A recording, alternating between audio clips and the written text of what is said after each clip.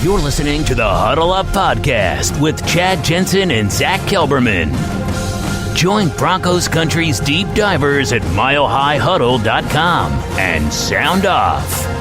And now it's time to drop some knowledge. Okay, we are live.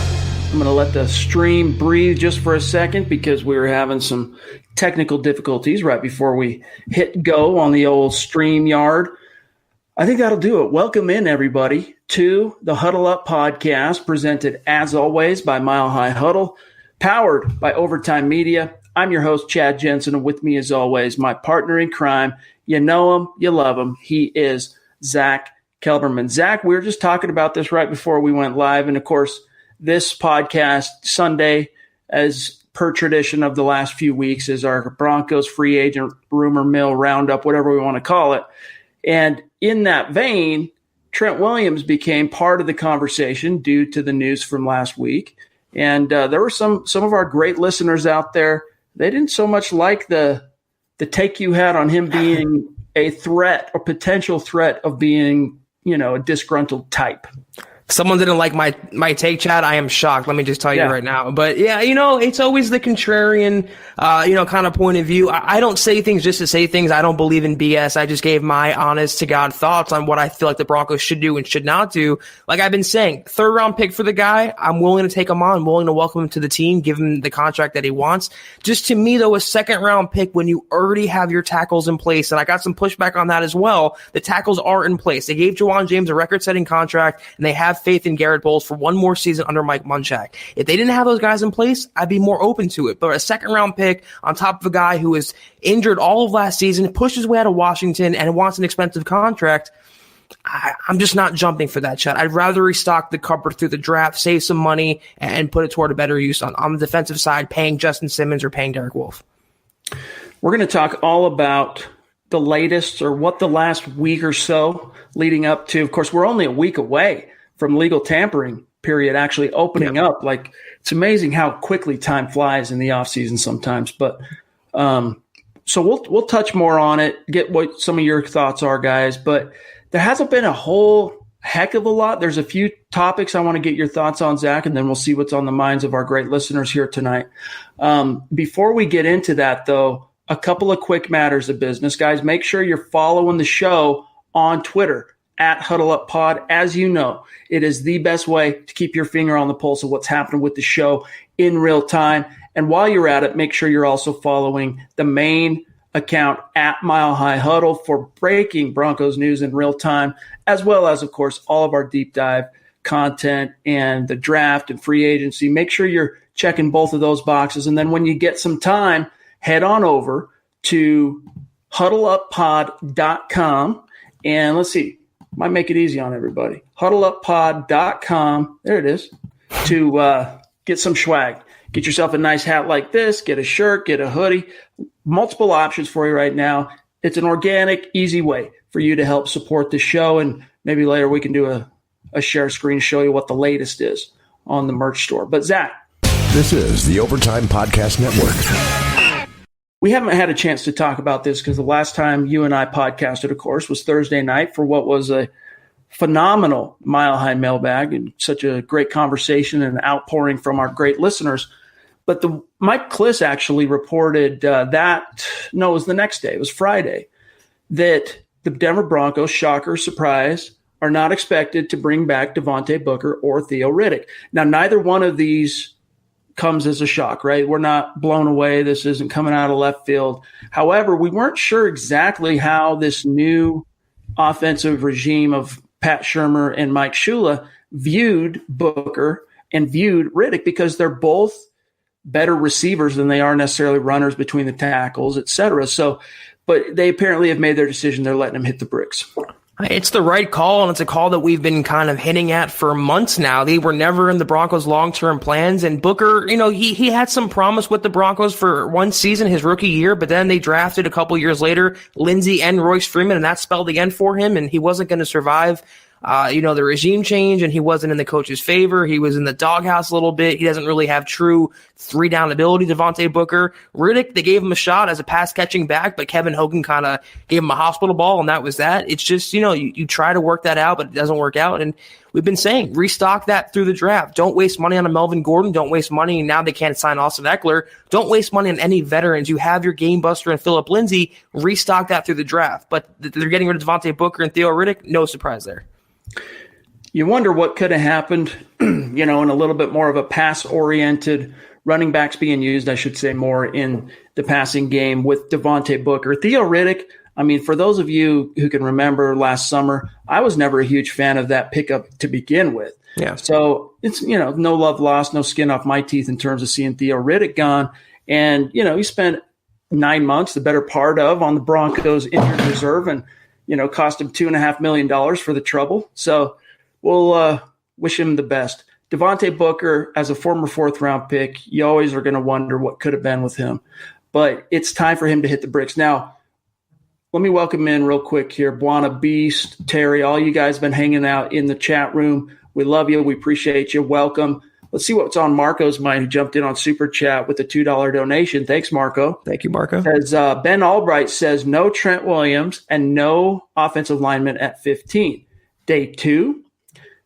I haven't seen that from Benjamin Albright. I haven't heard him say that, but it doesn't surprise me. It says, it's like I said on Thursday night, and also what Zach said tonight, which is, even though I would be in hook, line, and sinker on Trent Williams, and I'd be totally down to give up a 2nd-round pick to acquire him, the Broncos are surprisingly stoked on Garrett Bowles. And that's what Zach's trying to tell you tonight is, they have – in their minds, clarity at the tackle position, at least at the starting slots for now. And so if Albright's saying no Trent Williams at pick 15, in the free agency, and no offensive line or, tackle, offensive line, whatever, at pick 15, it's probably pretty safe to take that to the bank. One thing that Albright's been saying, though, Zach, pretty much all offseason long, is it's going to be a wide receiver. And in fact, one thing he said coming out of the combine is, based on what he's hearing, he wouldn't be surprised if the Denver Broncos, who are apparently in love with Henry Ruggs III, if they end up moving up to grab him because they are so covetous of what he could do for the offense. Yeah, it's what I feel. This is a pretty fairly heavy offensive line draft class, Chad, especially for tackles. They can still get a really good starting caliber prospect in the 2nd, 3rd round. They don't have to use a 1st-round pick. They don't have to kick a 2nd-round pick for Trent Williams. They can wait and get a receiver first. Albright also tweeted that they might have to move up to 11 if they want Henry Ruggs. But the point remains, they are going to look hard and heavy at a receiver at 15. Whether that's a CeeDee Lamb, Judy, Ruggs, whoever remains to be seen, I find it hard to believe they're going to kick one of those picks for Trent Williams. I find it hard to believe they're going to take a tackle in round 1. I happen to believe they're going to wait for that for day 2, shore up Drew Lock's weaponry in round 1, get yourself that burner, and go to work. I'll be interested to see what happens if the rubber meets the road. For example, if they're sitting at pick 15 and Ruggs might be off the board, or CeeDee Lamb as well, and you've got the option of Jerry Jeudy or Tristan Wirfs. As an example, it will be really interesting to see which direction they go. It sounds like in that situation, it's going to be the receiver. Whoever the next best receiver on the board who's available, that's probably who they are going to take, because they feel like they need that to make Pat Shurmur's offense really hum and to ensure, do everything they can to hedge for Drew Lock taking that quantum leap forward in year 2. Terry Randall jumps in on Super Chat with the $10 donation, proven as always, of course, Broncos country is not a geographic location, guys. It's a state of being. He says, International Women's Day. Oh, that's right. It is today, isn't it? Give the women in your life the love and respect they deserve, not just today, but every day. They make us go. Cassie, Christine, and Leah are rocking. Hopefully I pronounced that correctly. Are rocking the national hockey broadcast. Hey, that's Terry. That's very well said. Shout out, love to all our great listeners, female listeners of the Huddle Up podcast and in the MHH community, Zach. Hi, Mom. That's right. Yeah. What's up, Mom? Thanks again, Terry. We appreciate you, bro. Let's see. One other thing I wanted to talk about. Now, again, guys, there's been some buzz, like with Will Parks in some Twitter exchanges over the weekend. He mentioned that he hasn't heard from the Broncos yet. but that he does expect to hear from them once the legal tampering period opens. Now, I'm not sure why he's worried about legal tampering, because you can talk to your own free agents right now. You just can't talk to outside free agents, but he's confident he's going to hear something from them. So there's that, Zach. The idea of Will Parks, we've long talked about it now for the last, month or so, just based on what we're hearing, that he's probably going to end up elsewhere with more of a starting opportunity. And don't be surprised if it ends up being Joe Woods in Cleveland and Vance Joseph in Arizona. This is how the conversation is going to go. Hey, Will, how much are you getting? Starters money? Okay, goodbye, good luck. That's how it's – I mean, they're not going to bring him back for anything more than what would be backup money, and Will Parks will get, if not a starting job, starting caliber money elsewhere, just like Chad said, maybe with the Browns. He is a good player in the NFL. He has a lot of versatility, but the Broncos obviously are set with Kareem Jackson, Justin Simmons, who's going to get a big deal as well. They don't really need a highly priced backup when they can just draft one, they can develop one, they can sign one off the street. He's not a jag. He's a little ahead of that, Will Parks, but he's not a guy you want to break the bank for either, if you're the Broncos particularly. Yeah, he's not quite a jag, but he's not quite that stud. And you would hope that after 4 years, you would see that from him. And you can't exactly say that he hasn't had a modicum of stability, because I guess as a rookie, he had Wade Phillips in 2016. And then for 2 years, he had the Joe Woods, Vance Joseph regime. So maybe I'm wrong on that. And now, of course, Vic Fangio. Maybe that's why you could argue he never really took a quantum leap forward, even though he showed signs. He's hinted at it at different times.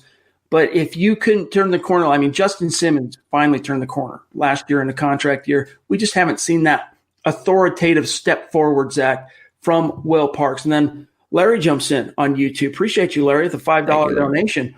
Tuning in from Richmond, Virginia. # State of Being. Do we plan on Bryce Callahan, being healthy, or do we sign another starting corner in free agency?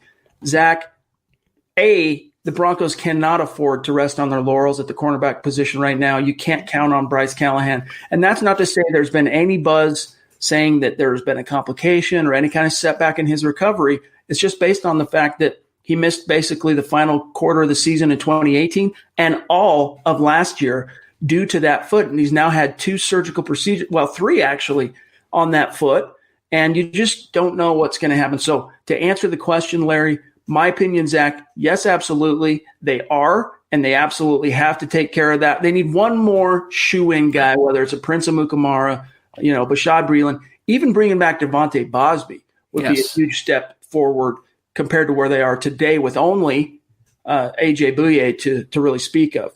Right, that's exactly why I'm right there with you, Chad. You cannot rely on Isaac Yiadom. You cannot rely on the Duke Dawsons of the world. Even if Callahan was never injured, even if he had a clean bill, 100% health, the Broncos have to sign one more cornerback or acquire one, whatever. They have to get one more cornerback in the building just to build up that depth and let them go into free agency and the draft looking to shore positions elsewhere. Amukamara can sign right now. He fits the scheme. He knows Fangio. It's a no-brainer move. He's not going to break the bank, and you shore up the secondary, and you can go attack defensive line, inside linebacker on the open market, and then go from there. So one more cornerback I think is coming, and it's absolutely paramount they make that move. Robert jumps in on YouTube. He wants to know, is trading back a good option? Of course, the Broncos sitting in at pick 15 right now. I'm not a huge fan of trading, but if you're going to trade, I like trading back because you're stockpiling something. But I just don't think it's necessarily going to happen. I think they're going to try and make some hay. They already have 11 picks in this draft, and it's debatable that you could even fit 11 rookies onto this roster. So I think you'll see Elway maneuver quite a bit in this draft, even though I hope in the first round they stand pat. Yeah, I don't believe in trading back or trading in general for the sake of trading. If they like a guy who they think they can get a couple picks back beyond 15, they should do it. But if they want a guy like like a Ruggs or a Lamb, they should move up. They have the capital this year. Not like the Broncos have, 3 or 4 or 5 picks. They have 11 other draft picks. And just for the reason Chad said, you're not going to draft all those players. And even if you do, not all those guys are going to make the 53. It's just a law of averages. So I would encourage the Broncos, if they fell in love with someone at 15, if they don't think he's going to be there, move up for him, get your guy, give up a few picks. You have enough left over. You can still get more talent in the building. Chris Clark jumps in on YouTube. What's up, guys? Finally caught the beginning of the show. All right, good. What would it take to sign DJ Reader? Now, Reader, of course, is the former Houston Texans nose tackle, big dude, 6'3", 350 pounds. Spot Track has his value, if I'm not mistaken, Zach, somewhere around $11 million per year. So, Chris, there's your answer. Probably between 11 to 13 million per year if you want DJ Reader anchoring your defensive line. What's ironic is he's going to check in right around where Shelby Harris would sign for, about the $12 million mark annually, average annual value. And you know what? I think for what I like about Reader compared to Harris, he's a good run stuffer and a pass rusher. He can do more by playing 5-tech, by playing nose tackle. He offers a little more versatility, and a little more, I think, proven experience than Shelby Harris. But he's not going to be cheap either. They're going to have to open up the pocketbook for him. I believe they will, though, if they can get Derek Wolfe back at a fairly team-friendly rate. This is the Overtime Podcast Network. Donald Chinnery, right? Yeah, Chinnery jumps in on Super Chat. Thank you, Donald, with the $5 donation. Thank you. That's awesome, buddy. We appreciate you. He says, I would give my firstborn to see Jerry Jeudy or Tristan Wirfs in a Broncos jersey. I love the commitment. I don't it too. necessarily blame you. Stu jumps in the Hall of Fame on Super MVP. Chat. Thank you, Stu. $25 donation. Thanks, Stu. He says, wow, Yes. I made it on. Great as usual, guys. Stu, so consistent. We love you. Good to You're see in the you. Hall of Fame, bro. Yes. All right, let's see from Joey here. Joe Schobert or Nick, however you pronounce that. I still suck at that. Kwiatkowski? Nick K, we'll call him. Nick K at a lower price. Zach, if you were making the decisions knowing that with one more roster move, that is cutting Joe Flacco, you're ending up with around $67 million in cap space. You still have a few of your own free agents you got to deal with, but that's still a lot of lettuce. You can make a lot of hay with that cap space. What's your answer for Joey? I mean, all things being equal at a lower price, I'm taking Schobert. He's the better player. He would come in and be an instant 3-down starter. He would form a lethal tandem, I think, with Alexander Johnson, an inside linebacker for the long term as well. He's still fairly young. I mean, he's going to be expensive, though. I just don't – if it was up to me, I would open up the checkbook for Schobert or for Corey Littleton. I just don't think Fangio and Elway value the position that much to spend that much in terms of $11 million, $12 million a year, $10 million a year. They've sent mixed signals on that topic, or at least Elway has since he became the front office guy in Denver. You know, they paid Brandon Marshall, but then they let Danny Trevathan go. They've traditionally never used a high-round premium pick with the exception of Nate Irving back in Elway's maiden class, and that was before, you know, he was the VP of football operations at that point. He wasn't even the GM. That was Brian Zanders mostly making those picks, kind of showing Elway the ropes in 2011. But Nate Irving was the highest they ever prioritized a draft pick on an off-ball linebacker. And in free agency, it's mostly been, you know, scrap heap finds. Like even Brandon Marshall, even Todd Davis, those were guys who'd been waived / cut by their original team, and the Broncos picked him up off the scrap heap, as it were. So, you know, I don't see them opening up the pocketbook. But at the same time, Zach, we might be looking at this differently because Vic Fangio, he might prioritize it completely different. He might be able to change or color John Elway's opinion on it. Between those two, I would be a lot more comfortable and confident. I would rather go out and just spend the money to get a stud like Joe Schobert in town for 4 years. You know, you've got now your starting linebacker duo lockdown for the foreseeable future than just bringing in another Jag. Like, even though he's got experience in Fangio's scheme, like I've not seen him do anything that makes me sit up and go, he's better than Josie Jewell. Like he's better. He can move up the depth chart. Can he bolster the depth chart? Yeah. But Matt K, you know, I'm not all that into him. Now, Manny Wise jumps in on Super Chat with a $20 donation. Thank you, man. Thanks, Manny. Appreciate you. Any chance the Broncos draft Ezra Cleveland from Boise State in the second or third round? I think there's a really good chance if he's there in the second round, depending on how the first round unfolds. That's about the zone in which, you know, he's going to be viable as a draft pick based on what his stock is right now. I know Eric Trickle has done some write-ups on him and likes him. Second round, third, if you could get him in the third round, it would be great value. Yeah. It would depend in the second round exactly where you got him, but he's definitely on the table. If I had my druthers and Wirfs off the board at 15, I'm going receiver in round 1. I'm targeting offensive line in round 2. And absolutely, if they want to shore up that spot, I would target Cleveland and get him in the fold as well. Going offense back to back. I know it's unpopular in the Broncos fan base chat. A lot of fans think they're going to go cornerback or inside linebacker. I truly believe it's going to be a combination of wide receiver and offensive line, whether that's a guard, center, or tackle. So Cleveland second round, I'm all for that. Or preferably the third, like you said. Gio Vandermark jumps in with a massive show of support Gio. and love on Super Chat. Thank you. George, you're the man. And by the way, we showed you some love. Hopefully you saw that on Mile High Huddle, Instagram, Twitter, Facebook. He got himself a nice hoodie, I think a hat too, if I'm not mistaken. Either way, sent us a selfie. We shouted him out. George, you're a great member of this community. We love you. And that means the world to us, bro. Thank you. Yes. He says, I was listening to Dove Valley Deep Divers the other day. Eric Trickle was in favor of Frank Gore playing for us. At first, I thought he was crazy, but the more I think of it, maybe his leadership would be good for this young offense. Your thoughts? I don't hate the idea, but he's a between the tackles plotter. That's what he is at this point in his career, and he's still an above average running back and being able to do that for you. And he brings experience in spades, and he's steadily moving up the all-time rushing ranks. I mean, the guy just keeps going. I don't hate the idea, but what's he bringing to the table really, right, Zach, that the Broncos are already missing? You can argue experience because, you got Phillip Lindsay and Royce Freeman, 2 NFL seasons respectively under their belt. He does bring that, but the Broncos already have a between the tackles plotter. That's Royce Freeman today. Ostensibly, what the team needs is someone who's going to dip a foot in a bucket that they can't reach right now. And so I'm just not sure that would be the best thing. Although, I'm not going to poo-poo if the Broncos brought in Frank Gore to, run the rock, spell Phillip Lindsay 5 to 10 touches a game. Okay, we'll see. Yeah, I mean, Gore is pretty ageless, but you stole the words from me, Chad. I mean, you have that between the tackles plotter and Royce Freeman already. And B, after watching a Joe Flacco Broncos offense, I don't want this offense getting older. I want this offense getting younger, more explosive. Nothing Gore brings to the table is explosive. He's consistent. He falls forward, but you have that guy in Royce Freeman. And also, I don't think the Broncos even need that much experience. Phillip Lindsay's a 2-time 1,000-yard running back, a former Pro Bowler. He's a household name in the NFL. I don't think he needs someone to lean on. He's got this. He is the number one option. He is the centerfold of this offense, I believe, with Pat Shurmur. Let him be that guy. Do not bring any Frank Gores or anyone else in the building. Let Lindsay shine. That's my opinion. Me too.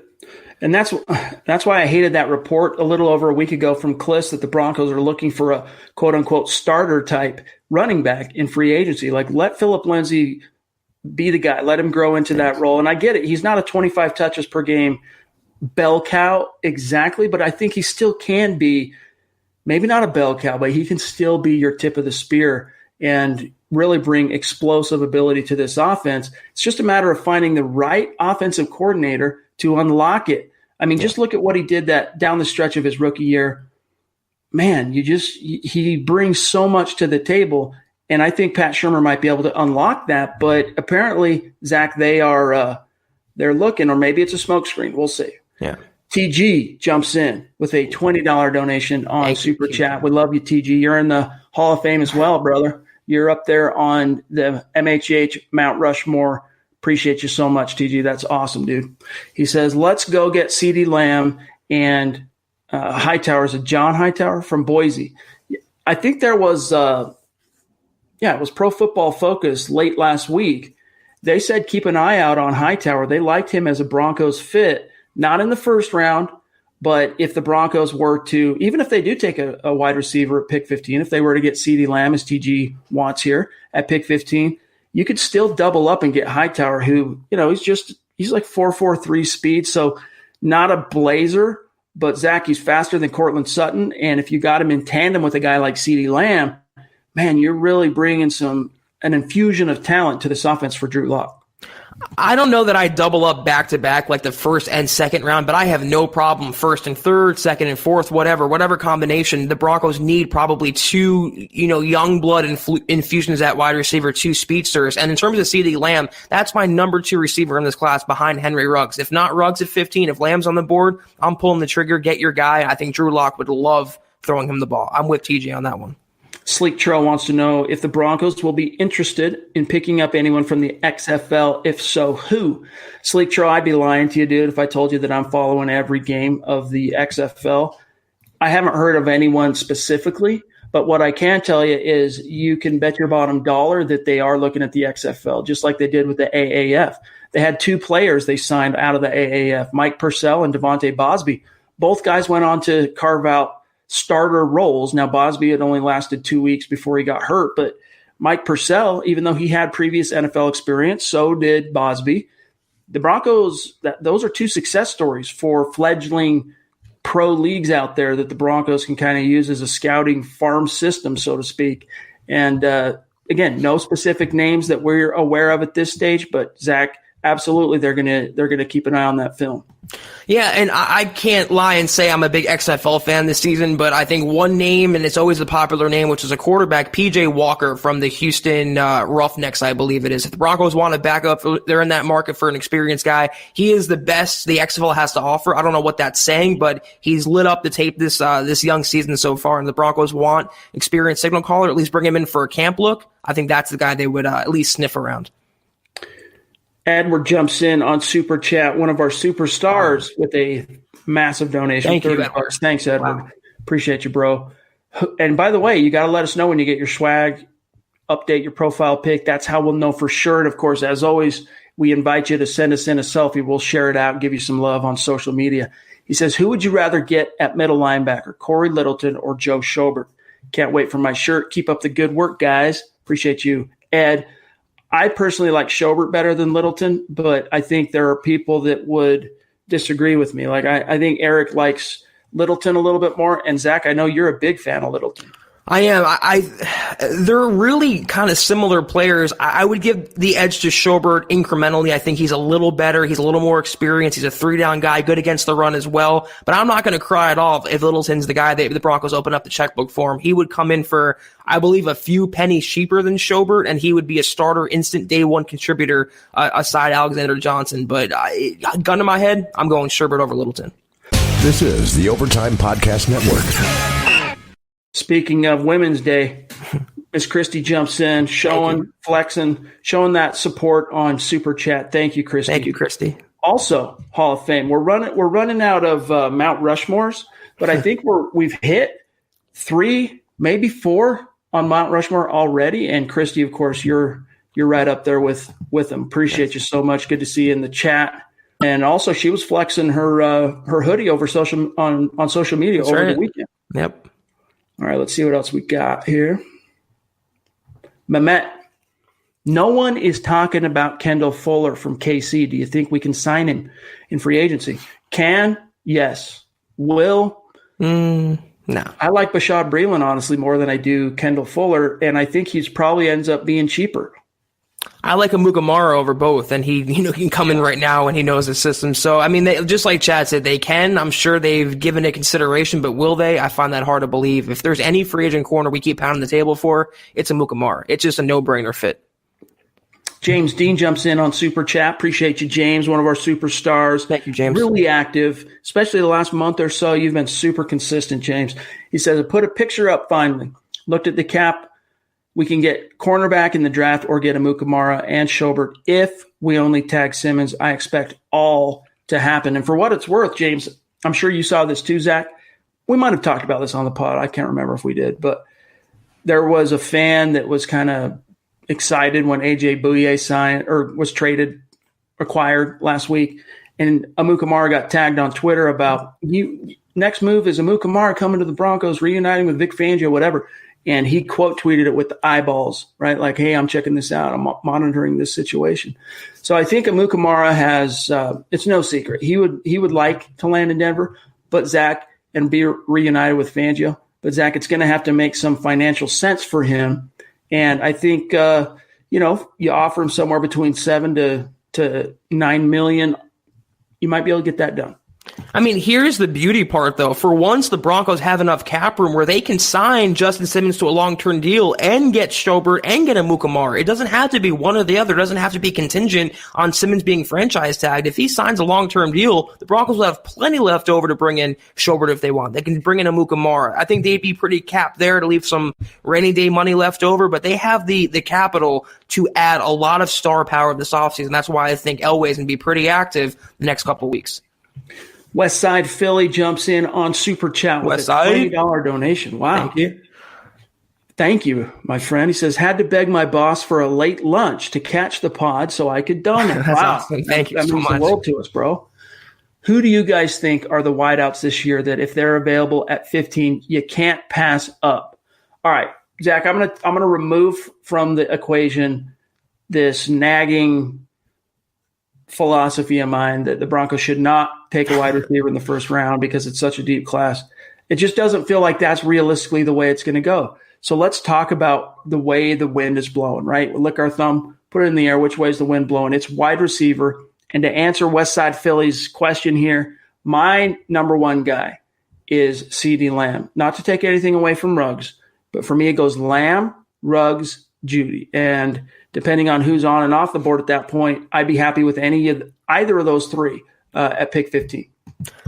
But are any of those guys, are they must-takes for me? And then I look at it individually. Judy's not to me. CeeDee Lamb, as much as I love him, he's not a must-take. Like if Wirfs was on the board or Chase Young fell or, if Isaiah Simmons fell, I wouldn't take a receiver over those guys. There's no, like, Calvin Johnson, future Hall of Famer in this draft class. But if no one else is on the board, those receivers are on the board, Ruggs or Lamb to me are must-takes considering what the Broncos need and what they bring to the table. They would instantly mesh and they would be Drew Lock's best friend on the field. It's just as simple as that. You think Megatron's headed for the Hall of Fame? I think he has a pretty good case. I mean, he was pretty dominant in his career. It just sucks that he was saddled with the Lions for the entirety of it. It's hard to argue that during his time in the league, he wasn't the best wide receiver, especially the second half, actually. He was great from the drop, but did he change the game? I think he kind of reimagined what red zone jump balls and the fade, seeing what he could do. That's a conversation for another time, but it is interesting. Is Megatron a Hall of Famer? Because multiple Pro Bowls, a lot of individual accolades, very little team success. I don't think he ends up in the Hall. Jonathan jumps in with a $5 donation on Super Chat. Thank you, John. Appreciate you, bro. Showing some love there. All right, let's see what else we got here.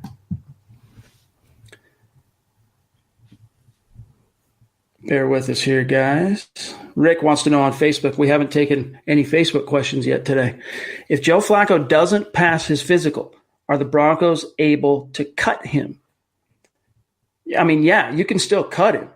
You're just going to end up with having to pay what they call an injury settlement. Right. So the Broncos are, hoping that doesn't happen. But even if it does, and they have to pay him an injury settlement, that's the price of doing business to free up $10 million on your cap this year and move on from that failed experiment and stay in the cool, new, fresh, exciting, 4-1 Drew Lock world. Yeah, if an injury settlement does come about, it's like a severance package. They'll pay him some money to go away. And like just Chad mentioned, it's not just the on-field personnel move the Broncos would make it for. It's to get that bad juju, those bad vibes out of the building and cleanse yourself from the old way of doing business. The old quarterbacks of the Broncos are in a new era and a new age right now. Terry Randall jumps back in on Super Chat. Thank you, Terry. Thank you, Terry. Why so much noise about Joe Thuney? #football-priest, #state of being. It's picked up a little bit of steam, I'll acknowledge. Joe Thuney ends up as a Bronco if and only if Mike Munchak is pounding the table for him, because the Broncos already have a starting left guard. His name's Dalton Reisner. They already have a guy that they quote-unquote love at right guard in Eli Wilkinson. So unless Mike Munchak was literally pounding the table to Elway saying, this is the guy we need for the O-line to go to the next level, I just don't see it happening because he's going to command top dollar. He's going to command more than it would have cost you to keep Ronald Leary this year. Right. Yeah, a lot would depend on McGovern's situation as well. We know Leary's out the door. One guy from New England, though, not getting a lot of headlines, is Ted Karras. He was the backup center after Andrews was diagnosed with blood clots. He's going to be a free agent as well. He'll be a little cheaper than Thuney. He can be an option if McGovern walks. So keep in mind Ted Karras also, along with Joe Thuney, as two options in free agency for Denver. I don't think Thuney, though, isn't like Chad just mentioned. He's going to be too highly priced. The Broncos won't go there, I think, this offseason. James Moss jumps in on Super Chat. Thank you, James. Thank you, James. Playing devil's advocate, if we get all these players and use all our money and we lose, does Fangio last another year? I think, James, it would depend entirely on how bad it was. Like if you're talking similar to this past season where there was so many narrow failures, could have gone either way. They're one game under 500. I think he still gets one more year. But if it's a Vance Joseph level, 5-11, 4-12, 3-13, he's probably gone. And it doesn't speak well to what the future might hold for Elway, even though we're both of the opinion that Elway is pretty much sacrosanct until and unless a new ownership group comes in.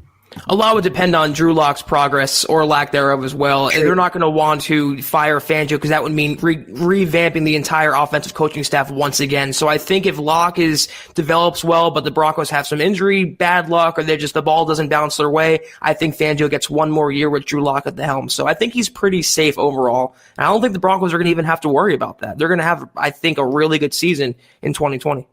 Man, the comment stream is moving fast tonight. It's so good to see everybody contributing to the conversation. James jumps back in. Yep, love the emojis. It is family friendly on the Huddle Up podcast. Yeah, there you go, bro. I'm not even going to read that, but it makes us smile, makes us laugh. Appreciate you, brother. It's the Huddle Up pod after dark. That's right. All right, let's see what else we've got from people not on Super Chat. Christy wants to know about Denzel Mims. This is a guy that is borderline first round, Denzel Mims. Now, for those of you who don't know, he's the Baylor wideout, blazed up at the combine, fast. I mean, if the Broncos traded back in the first round, Zach, to the back end and grabbed Denzel Mims at like pick 28, 29, 30, 31, something like that, it'd be a great move. Like he's getting close. And that's another reason why I'm like, hey, if you're the Broncos, grab that offensive lineman you can't get elsewhere at pick 15 and, trade one of your third-round picks to move up in the second round and get Denzel Mims. Like, he is a stud, Zach. I agree. I don't like him at 15. I think that's a little too rich for me. But if they want to trade back into the 20s, they want to do like they did last year with Devin Bush and Noah Fant, they want to move back for their guy. He's definitely an option, especially how the receiver board plays out. Love his playmaking potential. Love his upside. He would be just a great complement to Courtland Sutton. Great long-term pairing with Drew Lock. I would love him, just not at 15 though. Things would have to break a certain way. Wirfs would have to be gone. Lamb and Ruggs and Judy would have to be gone. They want to trade down though and get Mims. I am not complaining about that in the least. Larry jumps back in. He says, if somehow we bring back Chris Harris, he has to go to the slot because he's shown he is a liability on the outside. Then who would we have on the other side of Bouye? It would look like this, Larry.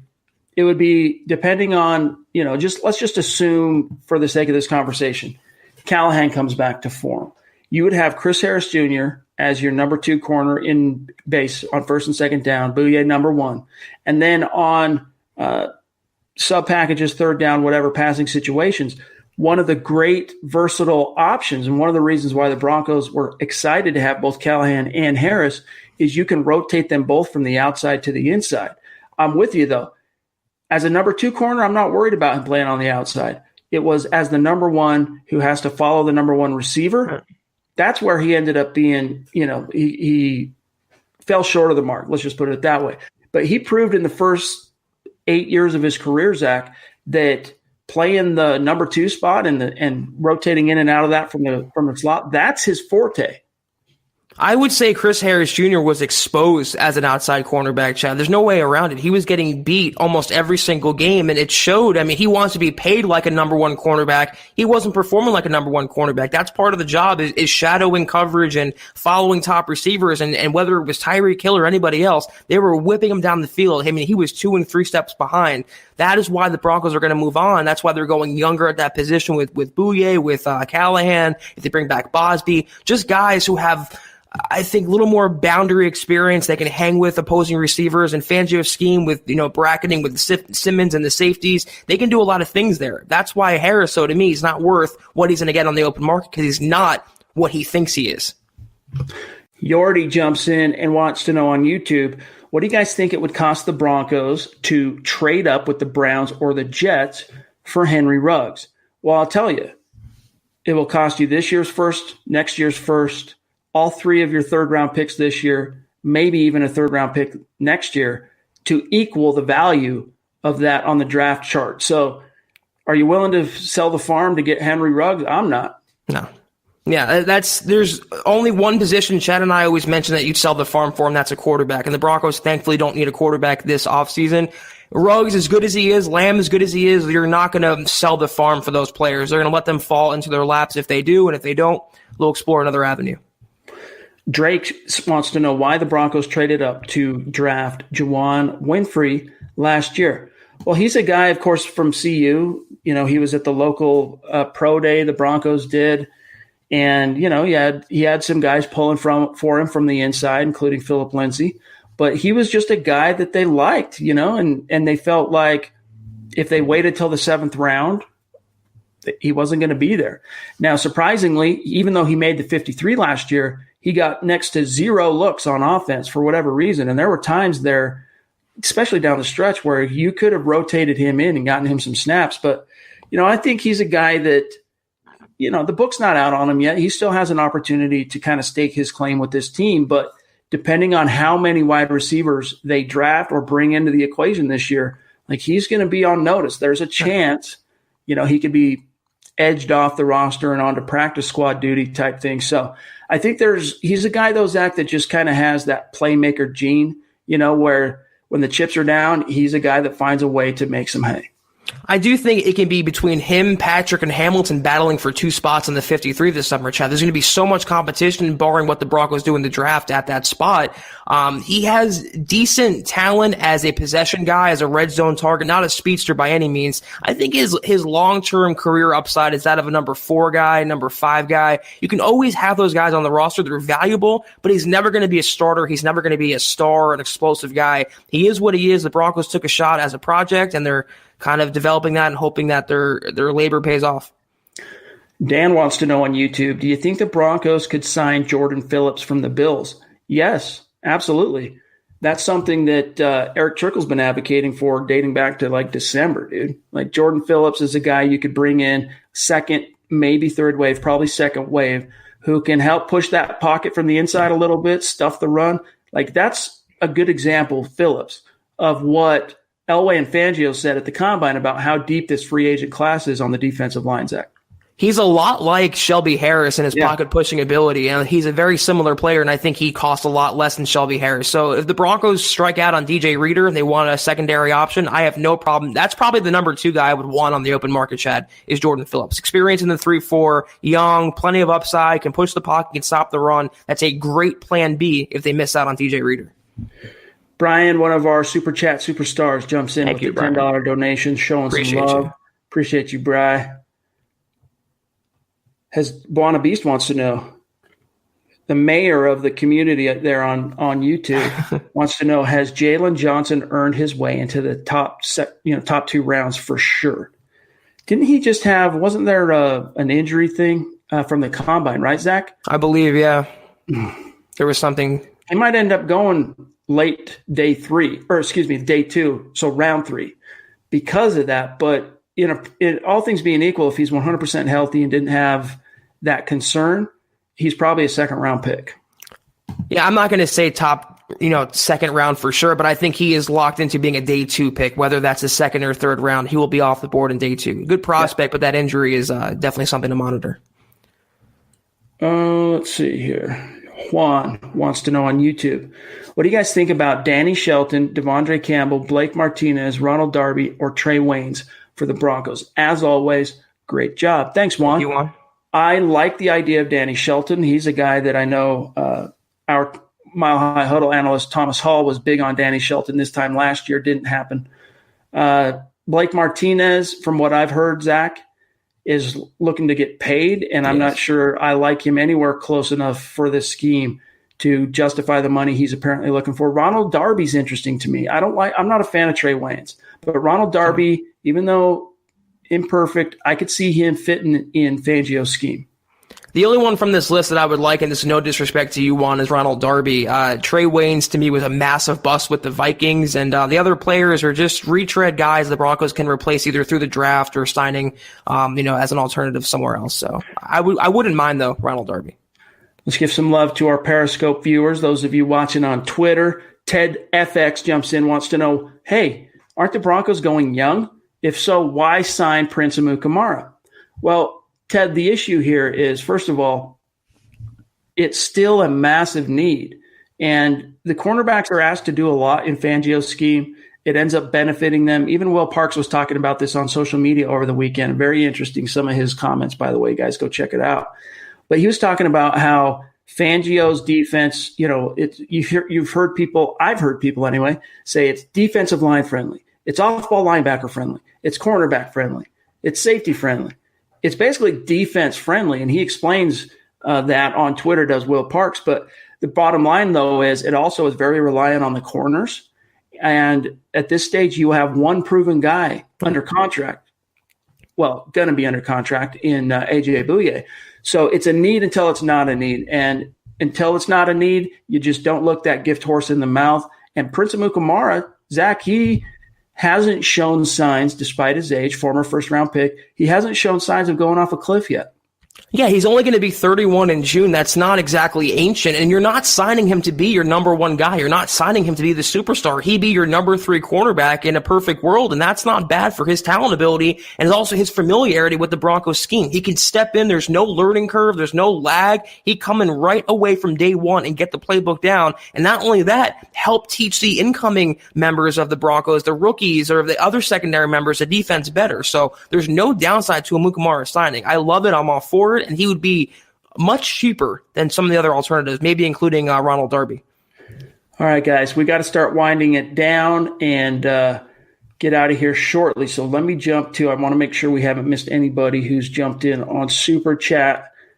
That is a grievous sin that even the football priests might not be able to get absolution from the football gods. Edward jumps back in, wants to know, with a $10 donation. Thank you, Edward. Thank you, Edward. He says, Chiefs are a one-hit wonder, just like the 2017 Eagles. The Broncos will take their place back on top of the AFC West next year. Denver Broncos for life. Hey, man, you're at the wishing well. You flick a penny into the water and hope for, the Chiefs to take a nosedive like the Eagles. But empirical evidence, unfortunately, Edward, doesn't point in that direction. They were in the AFC title game in 2018, barely lost by a comedy of razor-thin factors, won it all this year. It will be interesting, though, Zach. Here's what I'll say. It will be interesting to see how that front office juggles the massive contract demands that it's going to take to pay Patrick Mahomes with roster building and maintaining a competitive or championship caliber roster. That remains to be seen. The thing is, though, Mahomes is so good that he can make up for deficiencies elsewhere. You can let go of a cornerback or a defensive lineman or whatever as long as you have Patrick Mahomes. And I love the optimism surrounding the Broncos. I do not think for the least that the Chiefs are a one-hit wonder. They're going to be around for a while. Mahomes is going to be around for a while. Best quarterback in the NFL, who just admitted he did not even learn how to read defenses until last season. That's a scary thought for the rest of the NFL. He's probably only going to get even better. So the Broncos can be competitive. They can take them down. But until they do, that is the Chiefs division and the Chiefs, I think, league. One of our Super Chat superstars, Discount Audio and Wheels, D.A. Dub, jumps in. Appreciate you. Thank you. How do you feel about the possible London game and Vegas twice this year? Can't wait to take it to the AFC West this season with Locke and the Young Guns. That last point, I'm so excited about this season. I agree with you, DAW. Like, it's going to be fun to see how this season opens up with the excitement, Drew Locke and the young weapons and a new offensive coordinator. It's going to be fun.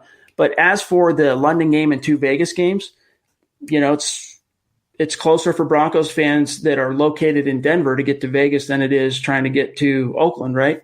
And the London game, Zach, I'm not crazy about it, but I know there's a huge portion, there's a huge collective of Broncos fans in Broncos country in the United Kingdom, in Europe.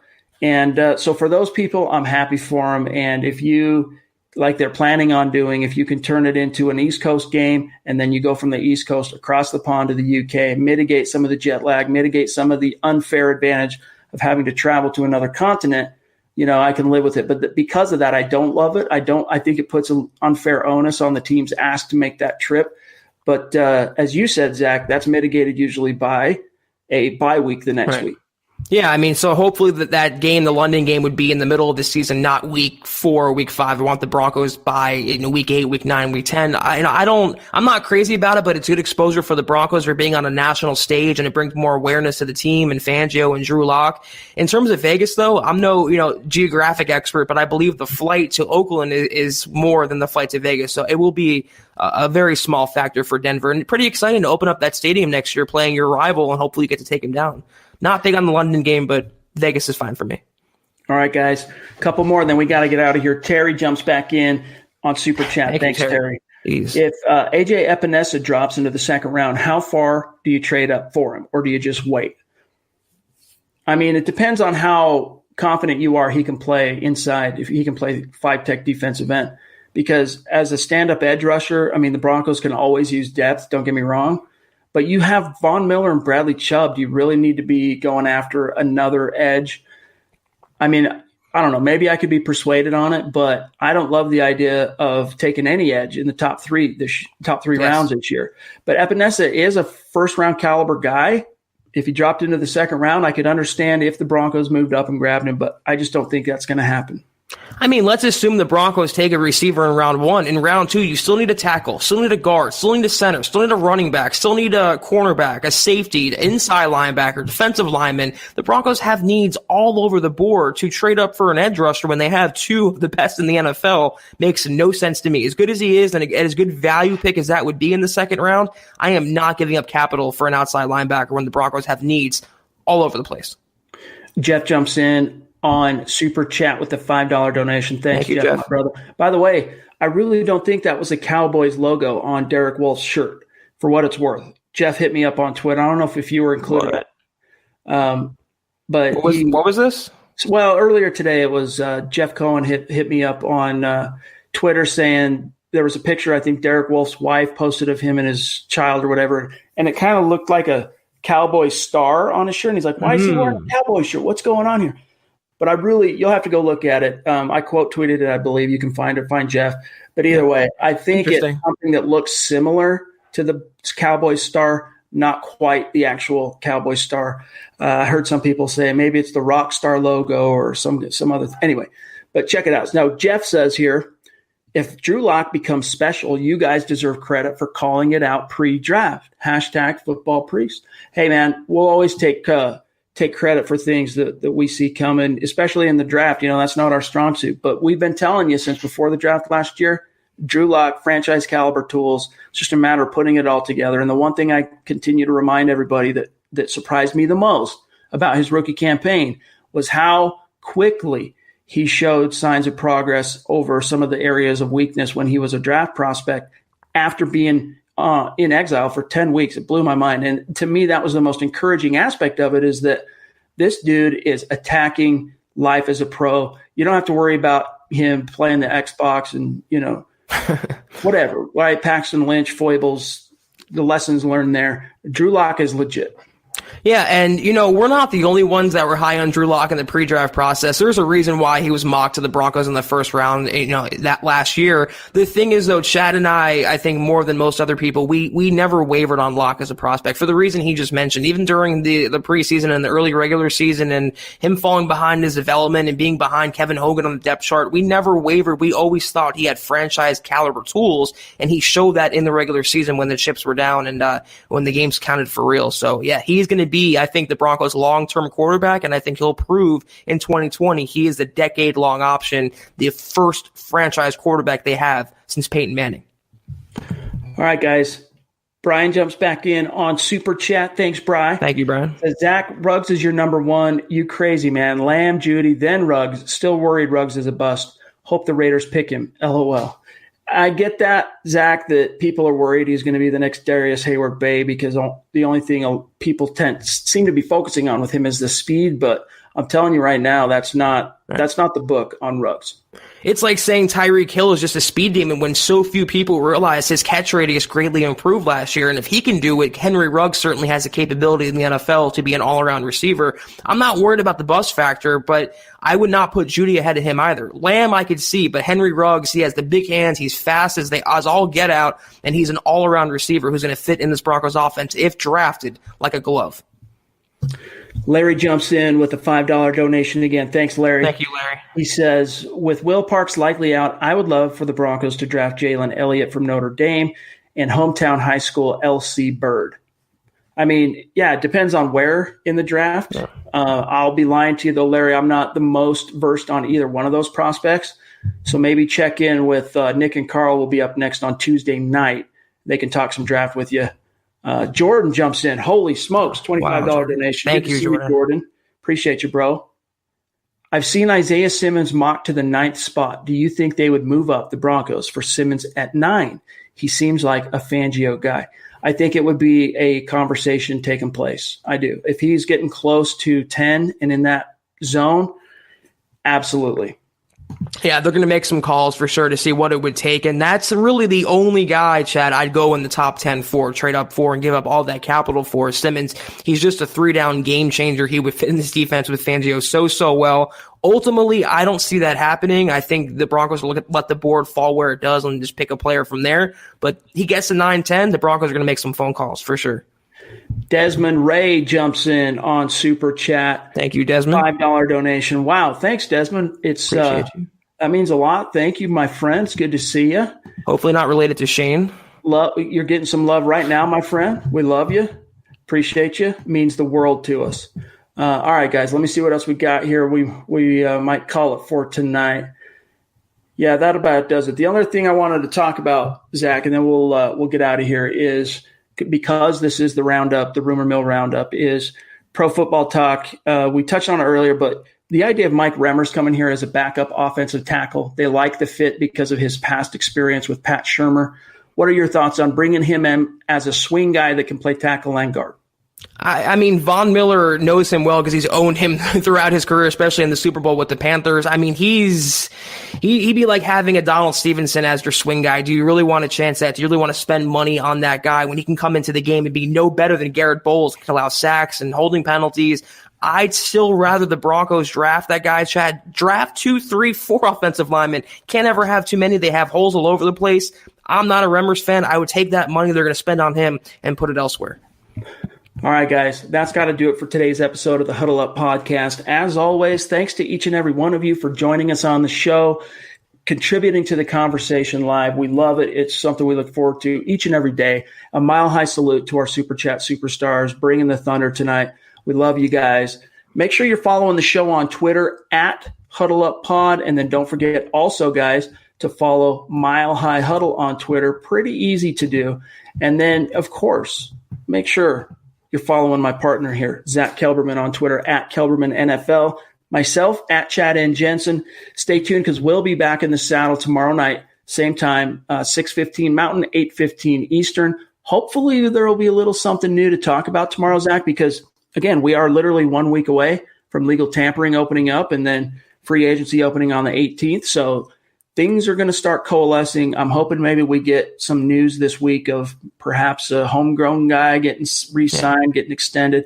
We'll see. But until then, Zach, have a good finish to your weekend. We'll talk again tomorrow night, bro. You too, Chad, everyone else. Yeah, this is where things start to ramp up this week. It's going to be exciting. I would anticipate more Broncos rumors coming out. We'll be first to report it and share it with you guys. So we're looking forward to it. Appreciate you, Terry. Love to the women. Amen. Yes, Brian, sir. That's undecided. Probably just us two for now. We'll talk more about it tomorrow night, though, guys. Thanks again, as always. For Zack Kelberman, I'm Chad Jensen. We'll talk to you tomorrow night, 6:15 Mountain, 8:15 Eastern. You've been listening to the Huddle Up Podcast. Join Broncos Country's deep divers at milehighhuddle.com to keep the conversation going.